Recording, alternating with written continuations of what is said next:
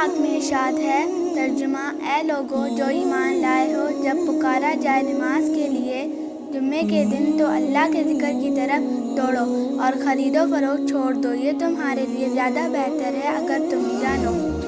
نماز جمعہ کی فضیلت۔ سیدنا ابو ہریرہ رضی اللہ عنہ سے روایت ہے کہ رسول اللہ صلی اللہ علیہ وسلم نے فرمایا، جو شخص جمعے کے دن غسل کرے، اس کے بعد نماز کے لیے چلے تو گویا اس نے ایک اونٹ کا صدقہ کیا، اور جو دوسری گھڑی میں چلے تو گویا اس نے ایک گائے صدقے کی، اور جو تیسری گھڑی میں چلے تو گویا اس نے ایک مینڈا صدقے میں دیا،